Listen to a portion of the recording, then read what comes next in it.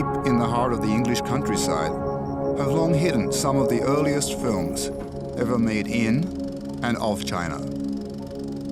Fascinating to see them, the facial expression of these people.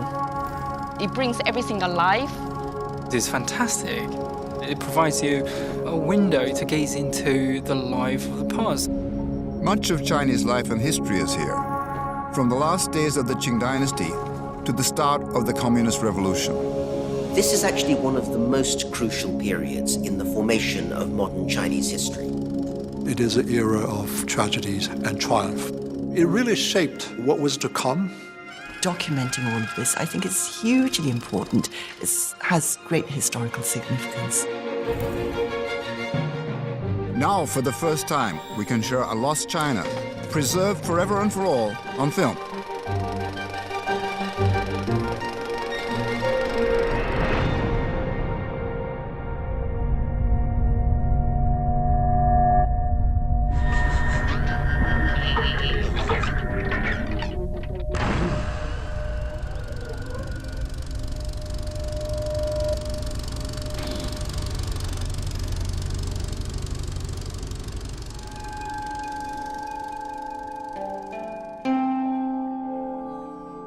This is quite possibly the first ever color film shot in China.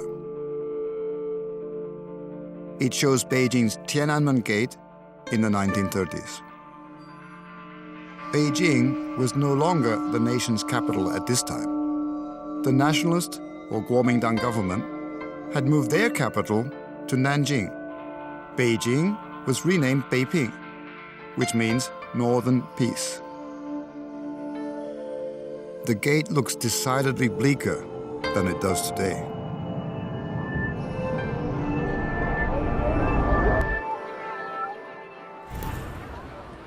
The Northern Peace didn't last. Having defeated the nationalists in 1949, Mao stood here to proclaim the People's Republic of China and reclaim Beijing as its capital.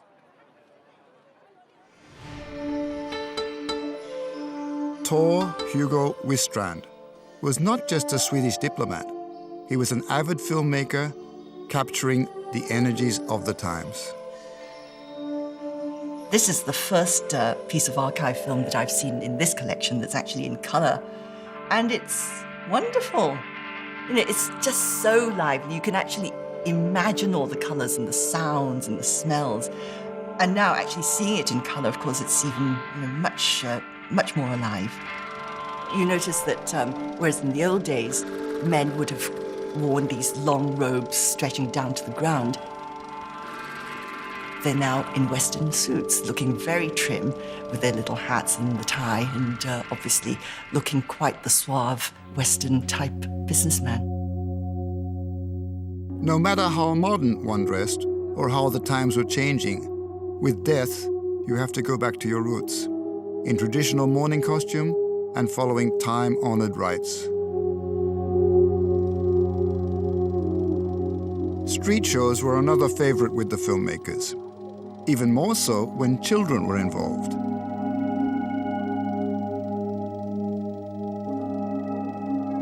School was not an option when you had a family to feed, no matter how young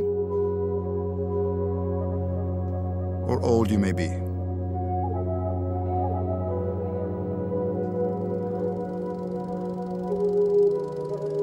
But if you had any money, what better way to spend it than at one of Shanghai's new Western-styled funfairs?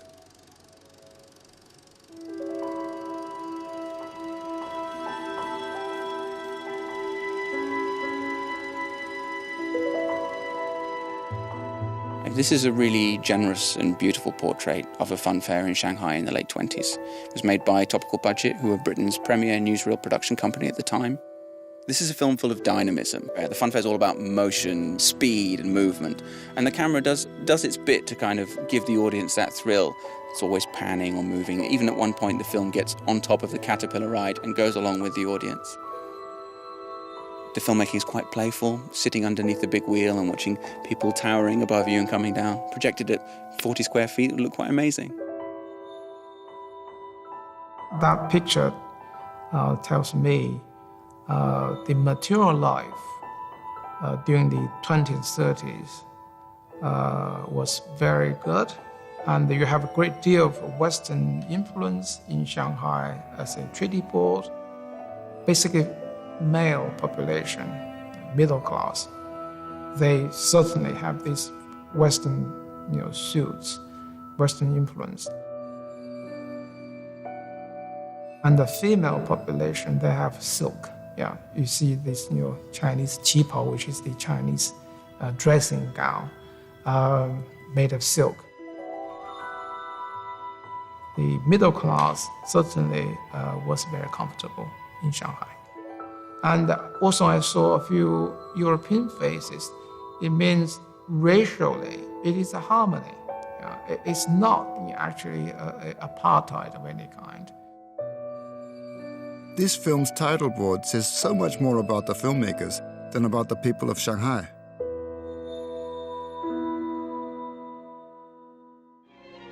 Throughout China, ports and cities hummed with activity. Shanghai, on the coast, became a symbol of the new age of industry and commerce. The 1930s were Shanghai's golden years, and the monumental Western-style buildings on the Bund shouted out the city's status as Asia's greatest trading port. This is the great sweep of the majestic Bund, really just a Hindi word from British India, meaning raised waterfront. And by this point in the 1930s, you're seeing all of the classic buildings that you would recognize today if you went there, the Customs House, the Bank of China, the Cathay Hotel, now the Peace Hotel, all of those classic Art Deco modernist buildings. The Bund survived 2 wars. It's been more or less preserved even through the communist years. Ironically, it was this grand capital statement in stone that made China's leaders want to show a new face to the world. Deng Xiaoping was growing increasingly impatient with economic reform, and he visited Shanghai, and he pointed at the water Bund. He said, if this was a financial district built by Western colonists, I mean, why is it that we can't top them? We should be able to do better. And that's why he was pointing at Pudong. And this is where the Pudong Financial District came up.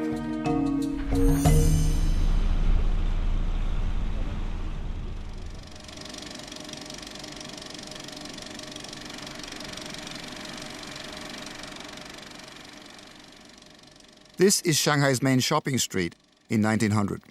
This is now the Nanjing Road, White Waylaid Law and Company, one of the earliest foreign department stores then. And you can see a Chinese Shanghai municipal policeman directing the traffic along with his Sikh colleague. Heavy traffic, trams running south to north across the settlement.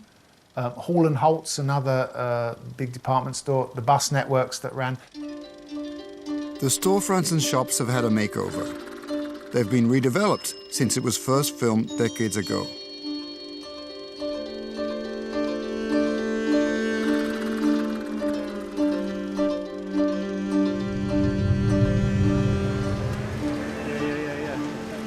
Interestingly, the traffic police still work in more or less the same way at the same junction today. This was, by the 1930s, really the high point of Shanghai, one of the most modern cities in the world, full of cars, full of very modern architecture. You can see the peak of the Cathay Hotel there that you would still see today. If you walk down there, all of these buildings still remain. An incredibly modern city, yet still with rickshaws, still with pockets of great poverty. But compared to the rest of China, I mean, just unbelievably modern.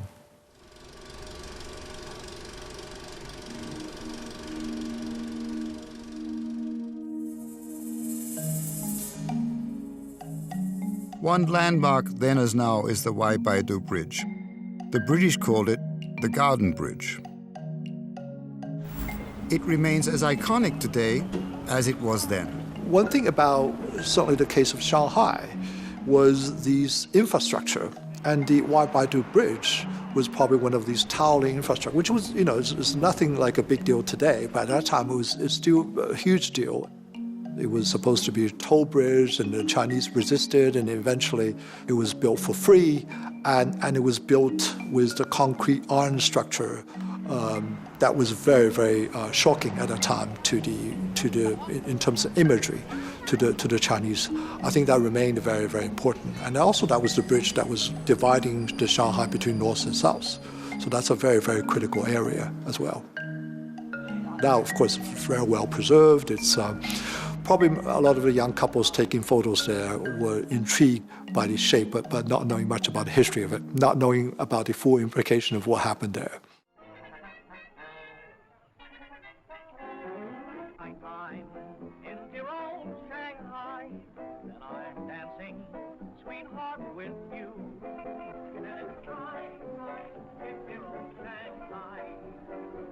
By the 1930s, Chinese-owned businesses had developed enough to compete in world trade.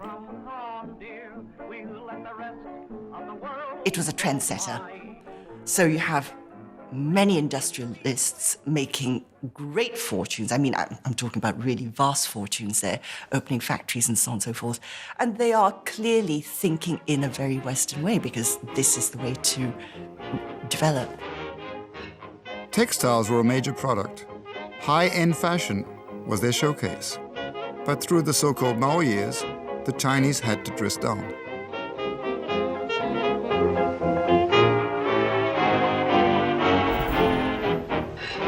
But then, just 40 years later, Deng Xiaoping's economic reforms made the Chinese once again more active participants in what fashion is all about.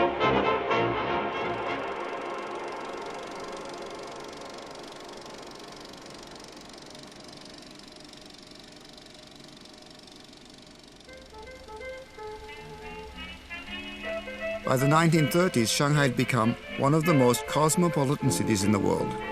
You just needed to take a walk in the park, and you'd see that. At the time this film was made, 80% of the foreigners in Shanghai's international settlement were Japanese. The amateur who filmed this was a British officer in the Shanghai Municipal Police Force. Richard Martin, who filmed this, was married to a Japanese, and so one of the things that he did film is scenes of a Japanese beer festival, or at least a Japanese cultural festival, probably in Hongkou Park. We see there things that would be very recognizable to us. You know, everybody moving from beer tent to beer tent, Asahi, Kirin. I mean, these are still, of course, you know, the most famous beer brands in Japan.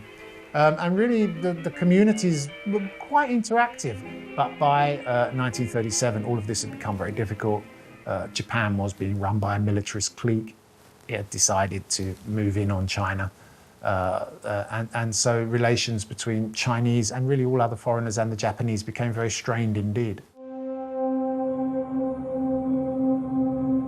In just a few years' time, many of Richard Martin's friends would be taking opposite sides in the bloodbath now called the Battle of Shanghai. In 1931, the Japanese occupied China's northeast, also known as Manchuria, which they renamed Manchu War. The next few years were to be dominated by the increasing threat of their troops along China's northern border.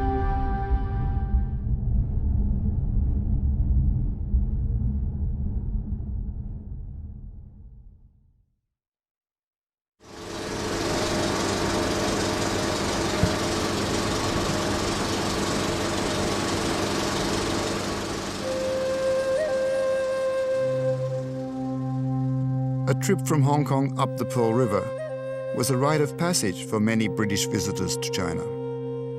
For them, Guangzhou was just like Shanghai, a colonial treaty port with a bund.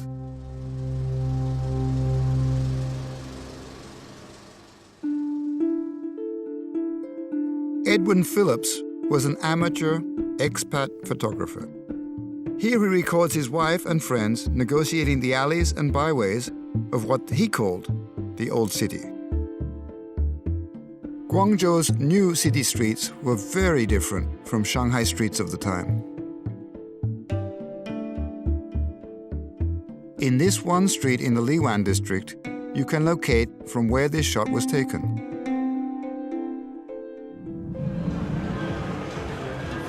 The Tao Tao Ju tea shop still serves dim sum today. It was nationalized in the communist era and remains state-owned today.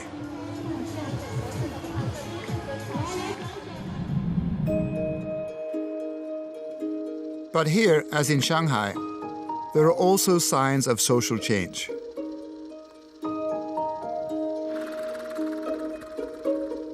Certainly compared with this couple, filmed in the last years of the Qing Dynasty. You've got two very contrasting images. One of this couple who are eating, and that's obviously a Qing Dynasty couple eating their rice. And you can see that the woman there, although she's been told that she's got to eat in front of the camera, she keeps on averting her eyes all the time. But when we go to 1930s, you have the couple who's walking towards the camera, and there she's sort of looking full on, you know, absolutely boldly and confidently.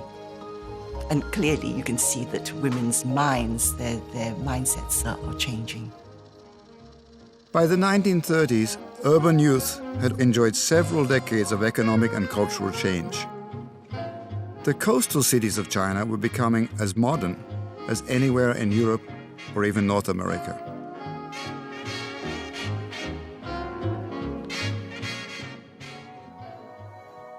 Any trip to Guangzhou was a waste of time, unless you visited Zhongshan, where the founder of the Republic of China, Sun Yat-sen, was born. Now, Sun Yat-sen himself served for a scant 6 weeks as president of China in early 1912 before being dislodged by a militarist leader. But the memory of Sun Yat-sen as a figure who symbolized that important goal, Chinese political unity and modernization, is still the reason that if you ask any Chinese politician, both on the mainland and, of course, on the island of Taiwan, which has a separate government at the moment, they will both probably say that they regard Sun Yat-sen as really being a key figure. Sun's successor also rose to power in Guangzhou, Generalissimo Chiang Kai-shek. He was a military general for the Nationalist Party, and he established the military academy, one of the first modern military academy in China. He was the principal of the military academy. Some of the officers in this famous Wampu Academy would soon become Chiang's deadly enemies. You have to remember, many of the very left-wing party in the Nationalist Party, many of them were active in the military academy as well, and many of them joined communists later after nationalists and communists broken up.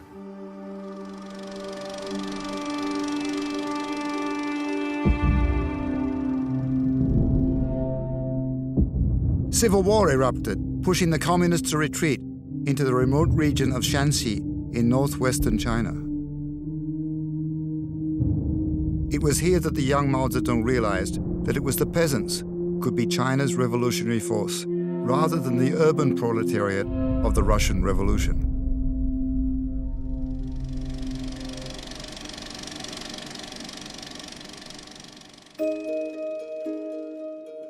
"80% of Chinese at the time were farmers and peasants. Yet we find far fewer films of them than those of the people in the big cities of the East. Lady Dorothea Hosey made the exception. This is her film of farmers near Nanjing.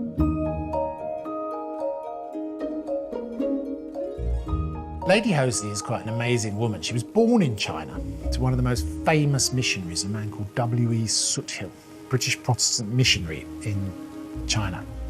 And so she was born and raised in China. And then she married a man much older than herself, a man called Hosey, obviously, who was a British diplomat in China. And she was widowed.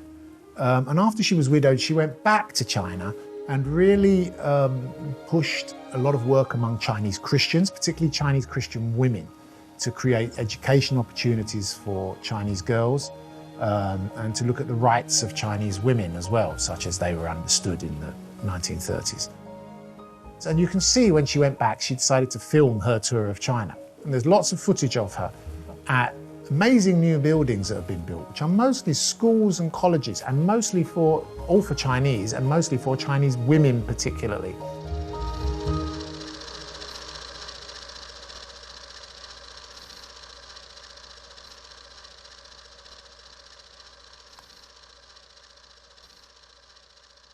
She's really a very important character who, even though by the time she went back in the 1930s and filmed this was quite elderly, she was still embracing modern ideas about China and encouraging people to be modern. Somewhat, maybe we can go as far as to say she was a proto-feminist, although ostensibly she was effectively a Christian missionary and an advocate for education.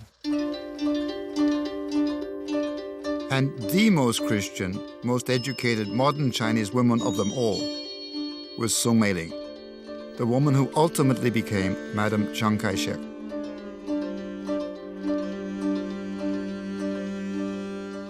There were 3 Song sisters, each of which, in their different way, promoted the role of Chinese women in society. May I introduce to the audience the President of the National Government of the Republic of China. Meiling's eldest sister married H.H. Kong, China's richest man. Her second sister married the founder of the Republic of China, Sun Yat-sen. And Meiling married Chiang Kai-shek, but only on condition that he convert to Christianity. There's this nice little rhyme that was quite popular in modern China, which goes, Song Ailing ai qian, Song Meiling ai quan, Song Qingling ai renmin, which means Song Ailing loved money, because she married the richest man. Song Meiling loves power, because she married the generalissimo.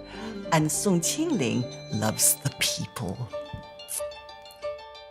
It was Meiling's Western education that advanced Chiang's policies, at home and in the West.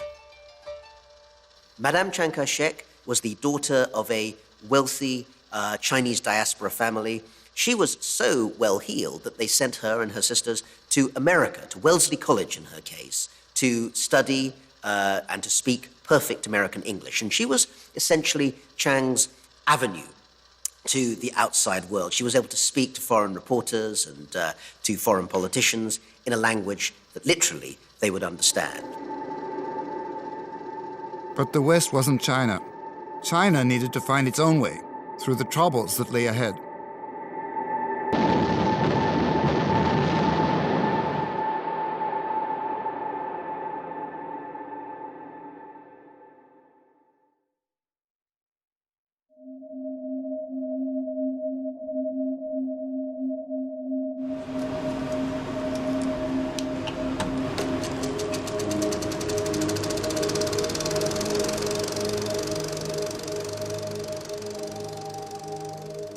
(1937) was a turning point in the history of Shanghai and of China. But on the street, life was as it always had been. The Bund on a Sunday morning. Men and their songbirds. These are among the last images of the city's inhabitants before their lives would be turned upside down.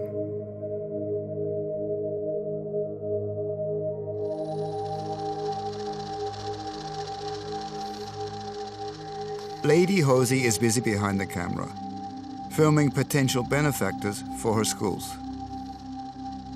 Not sure who these Chinese women are, but they're probably well-meaning Christian Chinese women looking to raise money for girls' education in China. And I think this must be the autumn of 1936, judging by the trees and bushes. But just before it turns cold, so late September, October, that was really the last summer, autumn of peace in Shanghai, because the next summer the Japanese attacked.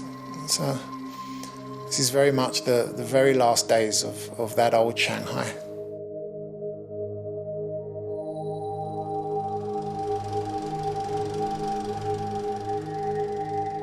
In Christmas that year, police inspector and amateur filmmaker Richard Martin took time out with his children and Japanese wife to prepare for Christmas.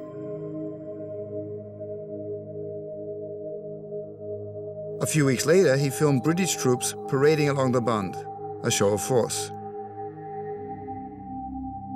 Curious Shanghainese walk along beside the soldiers. Only 1/20th the size of China, and only 1/6 the population of China. To think of conquering China as the first step to world conquest. In 1931, they embarked on Phase 1, the occupation of Manchuria. The small bonfire that the Japanese lit in Manchuria was to grow and spread with uncontrollable For 6 years fury. now, the Japanese had been brutally colonizing the northeast, which they called Manchukuo. This propaganda film shows extraordinary footage of the man they've imposed as their puppet leader, Puyi, effectively China's last emperor.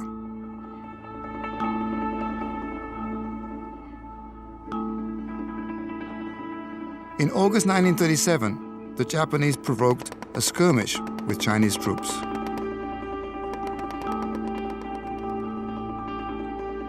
The clash occurred at the ancient Luguo Bridge, or what the West calls the Marco Polo Bridge.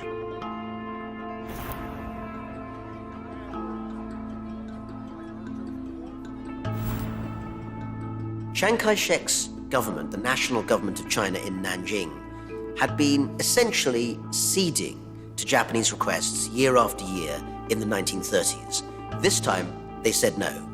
And as a result, within days, it wasn't just a local clash, it was a national clash of China and Japan fighting each other, first in North China around Beijing, and then expanding to the Yangtze Delta around Shanghai. From there on, the conflict escalated into all-out war.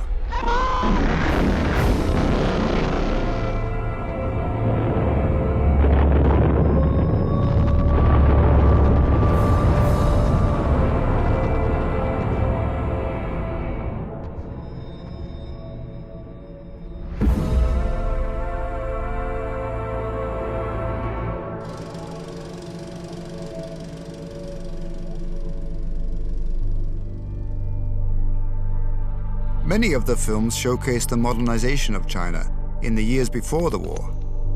This was a period of economic growth, more and more liberal universities and schools, and increasing freedom for women, all of which was so short-lived.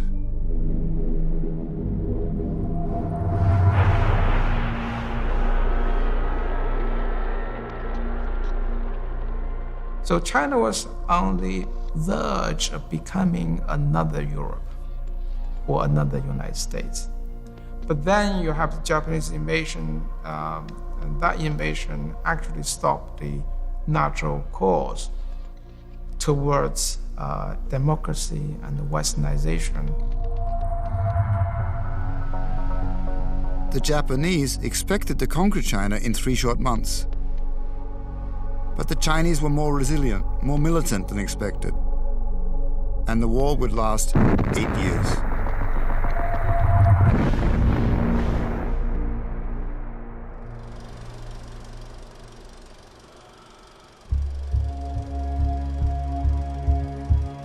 One month into the war, the Japanese Navy sailed up the Huangpu River, intent on capturing Shanghai. Their battle cruisers shelled areas just north of the international settlement. So when the Japanese bombed Jiabei and Baoshan, they were not actually attacking the international settlement. Japan did not want to do that. It just wanted to fight with China, obviously, and take over China. So lots of foreigners, and particularly foreign cameramen, went to take that to footage to show that the devastation that was being wrought over there.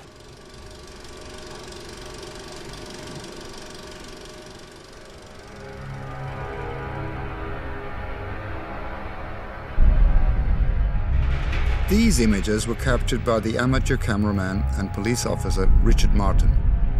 He filmed alongside news reporters from high above the Waibaidu Bridge.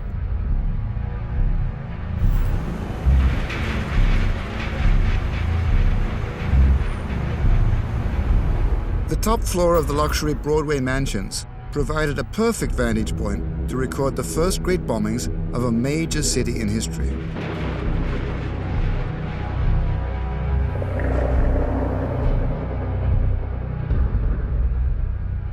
Hundreds of thousands of Chinese flooded across the Waibaidu Bridge in search of food and shelter.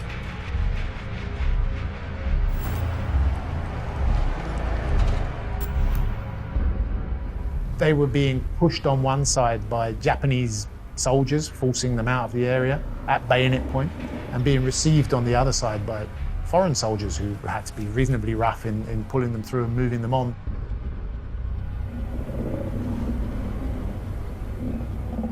So there was this massive push, but there weren't that many bridges over the Suzhou Creek. The smaller ones had been closed off, so it meant that everybody had to go over the Garden Bridge. And that's why we have this incredible footage of everyone streaming south, down from Hong Kong, across the Garden Bridge, which then becomes a funnel where there were lots of people crushed and some people, forced over the railings into the creek and so on to drown.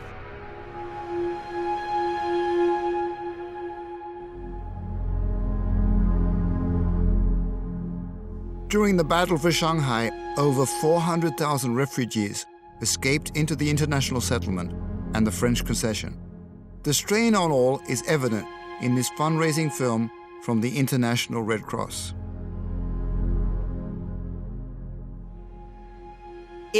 Visual images are absolutely central to the way in which the first months of the war between China and Japan are understood. The way that filmmakers captured what was happening in Shanghai during the battle, the terror and the turmoil, was absolutely central in terms of educating the Western world about the war. August 14, 1937, is now known as Bloody Saturday. The first two bombs at 4:27 in the afternoon hit outside at the junction of the Bund and Nanjing Road, right where the Palace Hotel and the Cathay Hotel were, killing many people that were on the street at the time. A few minutes later, another couple of bombs landed just across the border in the French concession outside what was known as the Great World Amusement Centre, which was also a refugee centre at the time, killing many, many more people. I mean, thousands of people. At the time, this was the largest civilian death by aerial bombardment in history.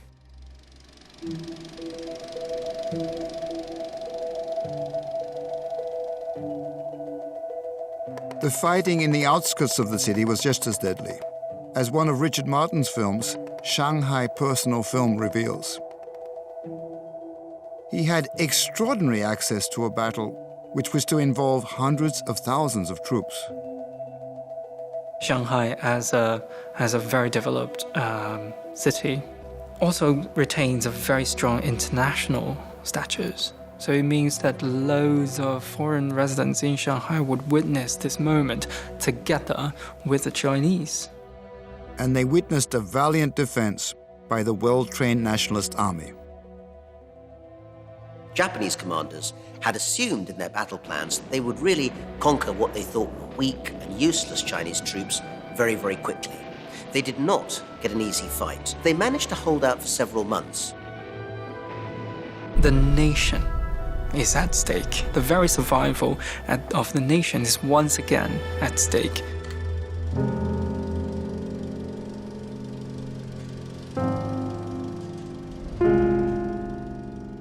In December 1937, the Japanese finally defeated the Chinese army after 3 months of fighting and 350,000 casualties.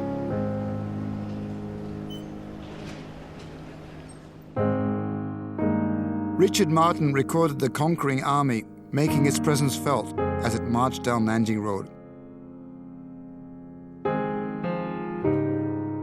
They'd expected an easy victory, but lost half of their troops. It showed the rest of the world that Chiang Kai-shek's nationalist government was ready to fight. It would not simply abandon its cities without any kind of effort. And secondly, it showed the Japanese that the Chinese would not easily be defeated. Outside the foreign settlement, Shanghai was left a wasteland, a desolate playground for Richard Martin's children, all of whom were to witness another 8 years of total war.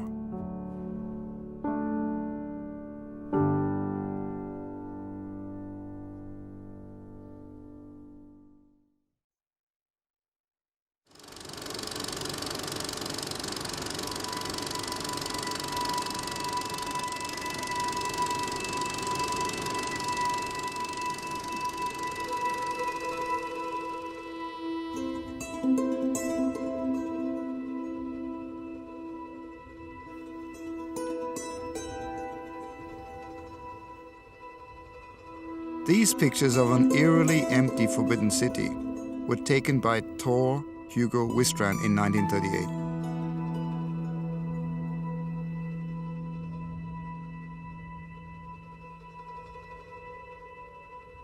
The Swedish diplomat had obtained special permission from the Japanese to film in the newly conquered city of Beijing. When Wistrand was filming, few foreigners were left in the city, and locals were reluctant to go out in the streets. In Beiping's Suzhou Hutong, Wistrand's camera captures one fleeting image of a Japanese soldier. Or is he a Chinese collaborator? Japanese-occupied cities like Beiping, which was what Beijing was known as at the time, do seem to have had some aspects of the police state. So, for instance, many ordinary citizens were forced to have what was called a good conduct or good behavior certificate, a kind of ID pass, which they needed to show to the Japanese authorities at various times. There would also, in some cases, be passes that would need to gain rations or to gain access to certain buildings or services. And all of this gave the impression, which hadn't really existed in the peacetime period, that the Japanese were trying to clamp down and control everyday life in those cities.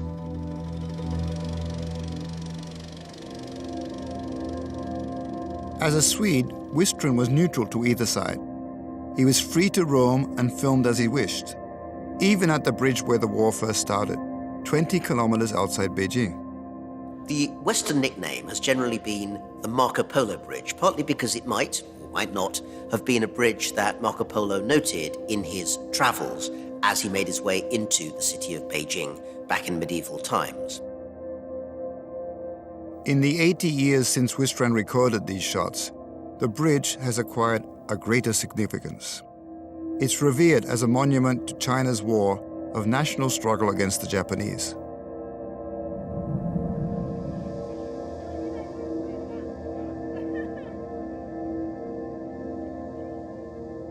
The battered lions in the old footage have been replaced.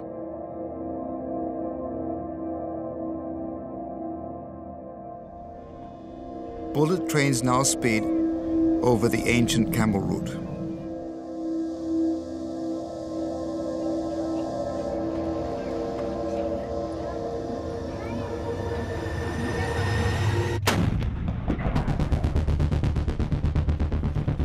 In the 6 months after the Marco Polo Bridge incident, the Japanese conquered all the major cities and much of eastern China.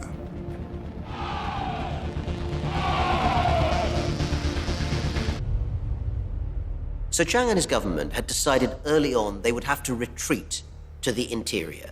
They set up a temporary capital in the southwestern city of Chongqing, right in the heart of China, on the confluence of two rivers there, the Yangtze and the Jialing. And by doing that, they made essentially a decision that eastern China would have to be abandoned for the moment. This is the Battle of China. As the war waged, the world looked on. Oscar-winning director Frank Capra made this US propaganda film with Disney graphics about the nationalist army retreating, then recouping, ready to fight another day.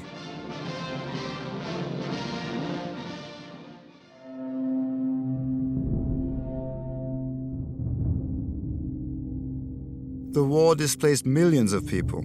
The Sino-Japanese War would make 80 million people into refugees.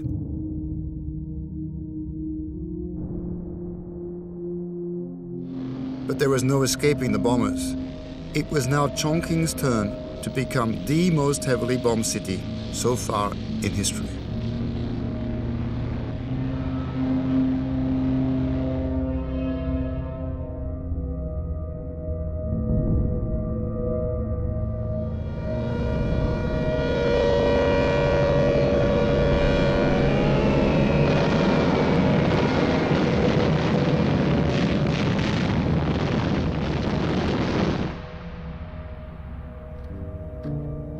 The extraordinary wooden stilted hanging houses, first filmed in 1930, were obliterated.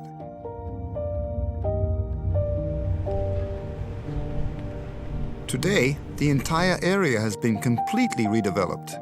the ancient stilted houses survive only on just a few seconds of celluloid.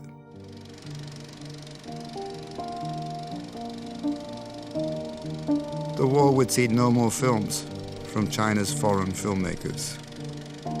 Lady Halsey went home to Britain.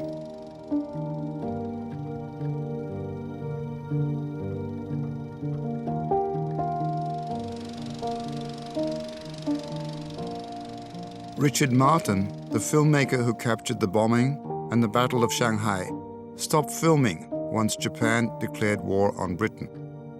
His wife was Japanese. It was obviously a very good marriage because they had 6 children in all, and he remained in the Shanghai Municipal Police and obviously a keen amateur cameraman as well, because we have lots of footage from him. Until 1942, when, of course, as an Allied national, after the Japanese occupation of the international settlement following Pearl Harbor, he was eventually interned in a prisoner of war camp for the duration of the war. The rest of Richard Martin's family escaped imprisonment thanks to his wife's nationality. But he seems to never have filmed again.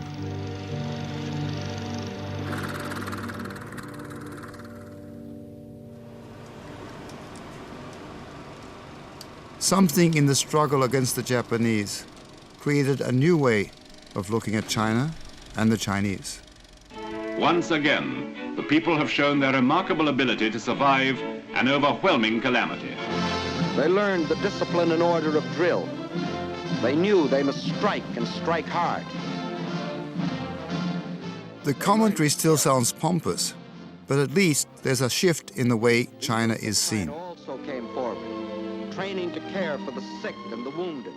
And this is quite different from the archive material we've already looked at. It's no more the foreign exotica of the East. It's no more, peasant folk or quaint customs. We're actually looking at people at work and at school, studying. And now the West is finally taking a serious look at China. And China, in its own turn, is taking a serious look at itself. Look at this. A shot of the Generalissimo, Chiang Kai-shek. We see Mao Zedong at the beginning of his communist revolution. We're looking at the politics behind it all. Western filmmakers began to focus more on Mao and the communists. Secure in the remote countryside, they were building up their forces, gaining support amongst the peasantry. The destruction of traditional society by the war also provided an opportunity for one group, the Chinese Communist Party, led by Mao Zedong. Mao was often said to have chuckled, either to visitors or to himself, that in some ways, ironically, he was grateful to the Japanese for having invaded China. The logic being that if they hadn't done that, then the circumstances which enabled him to lead a communist revolution in the countryside and then the cities might never have happened. The tide was turning in Mao's favor. By now, his communist army had grown to include 1,200,000 men. At the same time, runaway inflation and rampant corruption was turning the people away from the nationalist Kuomintang. The nationalists had lost its support. It was the heavy tax imposed on people, and because of the war, partly because of the war. And after so many years of war, and people wanted peace. And the communists were able to deliver that.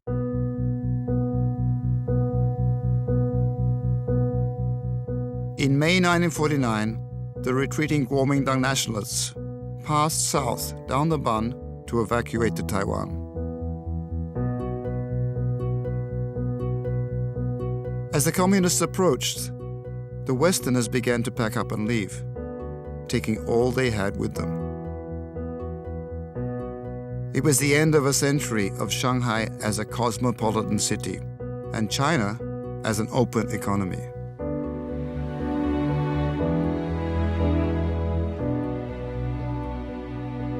Now it was the communists' turn to march through Shanghai, straight down Nanjing Road.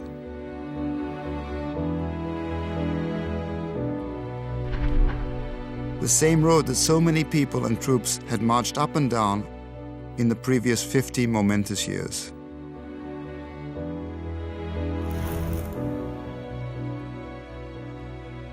It is an era of tragedies and triumph for Chinese history. It really shaped what was to come. A lot of the language, a lot of the ways we're thinking about Chinese history or where China's heading, in many ways is shaped by the rhetoric and the ideology of that period. It's a period that has been brought back to life by forgotten moments on reels of lost film. Certainly for Chinese people in China looking at this, I think it would be very eye-opening indeed. Just to look back and see how the country has just changed so enormously. Now you look at the film dating back to the 1900s and you think, my God, China has really come a long, long way. What's going to happen in the next 10, 20, 30 years?